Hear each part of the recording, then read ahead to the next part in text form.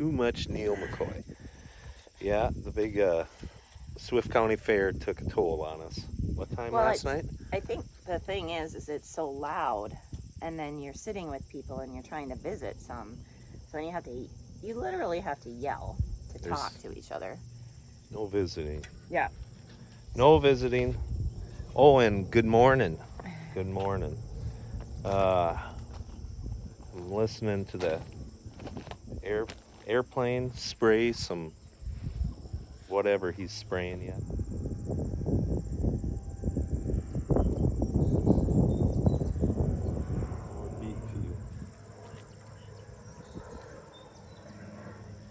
And the cattle are, what is that called? Lowing. The cattle are lowing out east. It's unbelievable. And we got a lawn update. Yeah. If you ever seed any lawn, I don't know, just make sure you put the straw down. It's coming in quite nicely, except for the spot where I may have got a little too close with the lawnmower and all the straw blew away. Is that what happened there? That's what happened.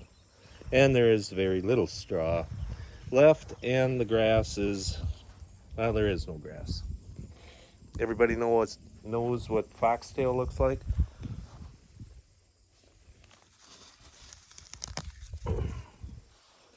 That actually used to be a major problem in the fields years ago when I was younger. The dreaded foxtail. I always thought they were pretty. Well, they're not ugly. They're soft. Fuzzy. So why aren't they in the field now? I think everybody has got enough pre-emergent stuff down that no longer is an issue. Oh, yeah. Well, how about down on the hill, is it? Well, I did run out of straw, Amy. Oh? And you guys might be wondering why in the world am I in the attire that I'm in. Isn't that nice? Did you show them your shorts? No, I hope they haven't seen neither. Yep, a little more straw. And then no straw because I ran out. And no grass. No straw equals no grass. Well, that's the update there. There's a couple little ones. Now that it ain't gonna cut it, Amy. No, it isn't gonna cut it. No. It's gonna cut it. No. Okay, yeah, I have to go golfing. The words have to? Is that the right words? Have to? Well, they talked you into it since you're such a golfer, and that's like the hobby that you do. It's been like, what, 3 years? So I figured I better go show them how good I am. It's best to stay in practice every 3-4 years so you're at the top of your game. Now, if I only could remember where my clubs are. I'll find them. I think they're in the shed. Yeah, they're in the shed, as you know. Also, the grass is super green compared to what it was. I think you might remember how yellow and then the rust in the grass. They came and thatched it. I think we told you that, but this is much more vibrant looking. How about this? Oh my gosh. You be careful now. You're gonna meet your demise if you go over that. Hey, don't do it. Why did you chase it? I didn't. They're tough. He's in the mulch. There he goes. Oh, they're all over. They're so cute. Toad season. Okay, well, I think that's maybe all that we know for this morning. We'll have to update how your golf game was later today. You would think they'd be like that robot vacuum cleaner. They'd have some little sensor that says, no, don't go down there. Here you go. And I am too, for a little bit. So am I.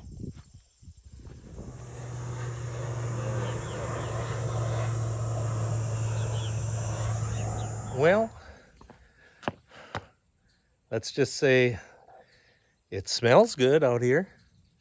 Got home And by the way, we snuck off and went golfing, and got home a little late.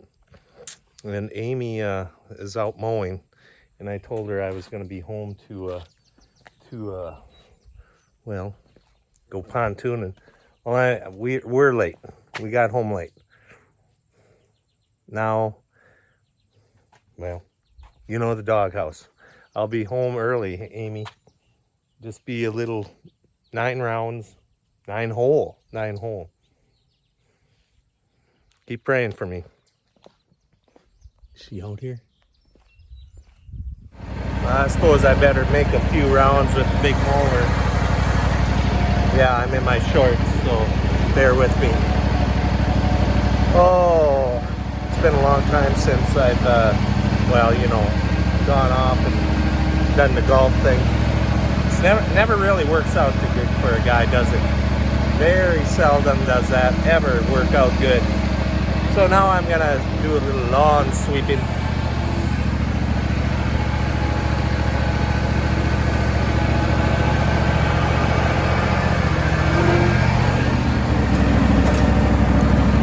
Reasons for being late. Had to stop by grocery store, pick up some food.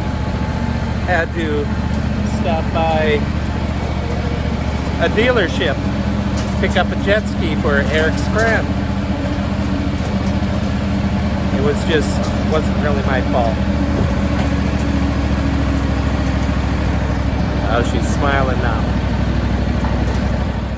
I can smell it. It's worse now. Where is it, Douglas? I'm going in. Oh, stop. Oh, he's all soft. Oh, Brown. oh Lord. Don't get it. Don't let the dogs have it though. There's 409 on that. Brown, come here. 409. I'm so thankful for a griller coming to my house. Thank you, Jordan. You're welcome. Master.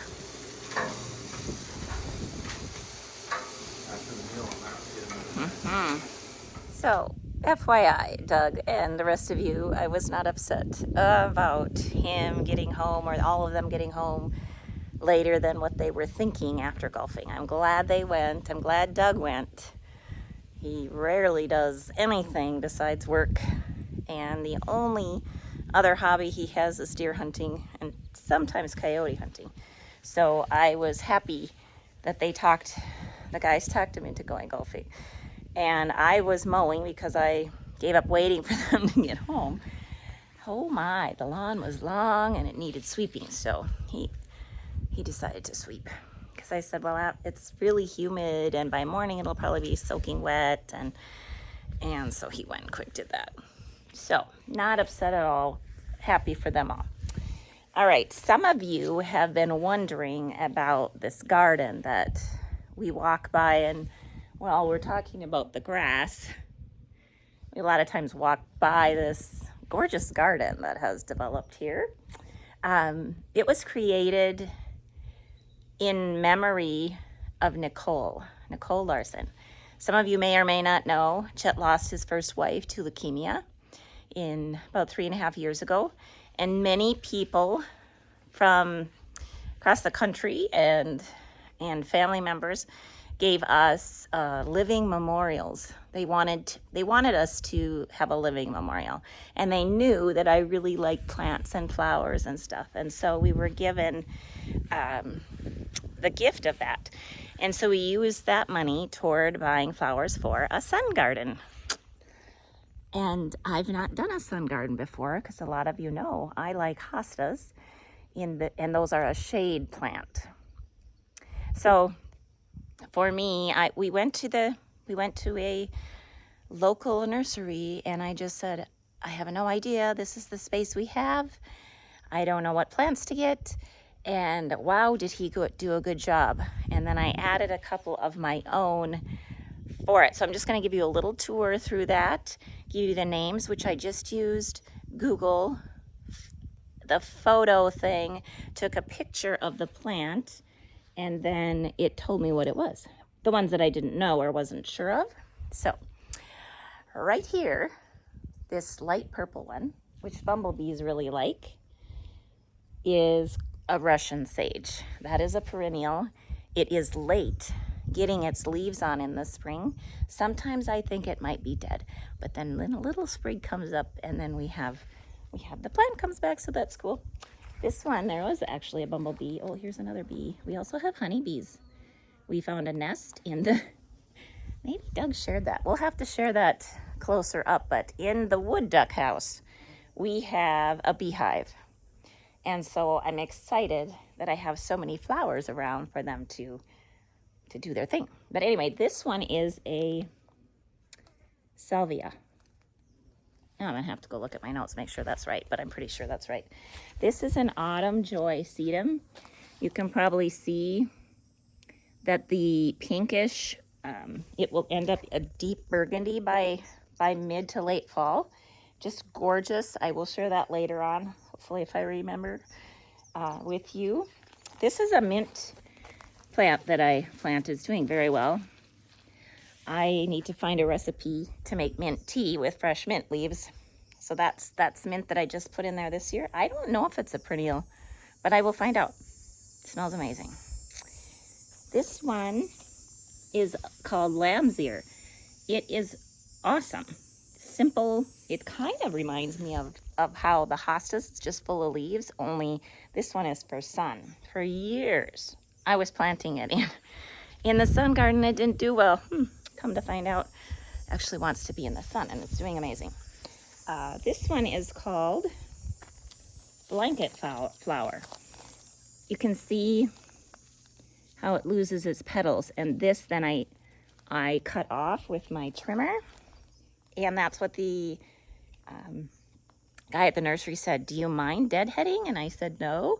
And so deadheading, which is what you call when you cut them off, helps to keep it blooming and blooming. So this has been blooming for, a good month. And you can see the new blooms coming all over the place. So I'm pretty diligent to that. That's where I put them when I'm done deadheading. I do the same thing for the salvia, which I'm behind on, but anyway, all right. And then we have this shrub and that one. They are both hydrangeas, and I think this one's called Pinky Winky. The other ones, I'm not sure. I looked for the slips that came with the flowers so I could tell you this for sure, and I thought I saved them, and maybe I did, but I don't know where they are. This is a beautiful rose bush. Here's more fresh. See, they just keep blooming, and so when these get they start to fall off, I will cut them sometimes down in here. Each time there's a part of the bloom that is finished, I will trim that off, and then new buds are starting. Here's one right here. So that's cool. I do have a sign that somebody sent me that they carved with their router, I imagine, that is carved on their Nikki's garden. And I'm so scared to put it out here because I don't want it to get wrecked, but I also haven't stained it because I don't know how to stain it and I don't know how to protect it. So that was my goal this summer. It's still sitting there. Another autumn joy. These, of course, are irises that I leave. This one's kind of fading. I leave those for texture. You can see they're just straight. They give a lot of great texture, and they have a good fill-in. This one's called a black-eyed Susan. This is another hydrangea. This is a Stella, it's called Stella Daylily. And I could not get the Google app thing to work on that one, that shrub. I do not know what it is. I'm not in love with that one just because it fades into the dark wall. So that one might be moving to my other hill garden over there. But anyway, many people have been asking, and so I thought I finally will share. We missed out on posting on Sunday, and because of all the busy fair times and golfing and all the different things, and so I wanted to get this out to you as soon as possible, give you an update on that. What was the other thing I was gonna, I don't know what I was thinking of. Did I do those all right? I hope that's helpful, and I hope that you have enjoyed the different photos. If you follow me on Instagram, I'm forever taking, when I see something that makes me smile, I share it, and it just, I don't know, something about flowers, nice gift from the Lord for sure. So anyway, thanks for joining us. We appreciate you, and have a blessed day. Talk to you soon. I remembered what I was going to show you. There's this cute little plant right here. It's called a geranium, and that is a perennial. Here's a mum. You can see this one's gonna bud. This is a fall. I am shocked it came back. Sometimes in Minnesota they're annual plants, but I was certain it was an annual, and I planted it, and I thought, well, we'll see if it comes back, and I did. And then I do have a couple of hostas that I've planted. This one's doing pretty good. See that it's gonna bloom. They get purple flowers. But over here, I think maybe a rabbit found this one. Unless it's slugs. I will have to investigate. But yeah, that one's been chewed. It kind of looks like it's been chewed off. So anyway, I think I will stick a couple more hostas in here and see how they do. And anyway, thanks. Just thought I wouldn't forget to that one. This one I don't know. This one I don't know. It gets a white flower in the spring. I'm gonna move this one because of the wind in the spring here. The flowers just wanna, the wind hits the wall of our house, comes back, and it pushes all the flowers this way, and then they end up flat. So I'm gonna move them to my garden over there. Anyway, that's it.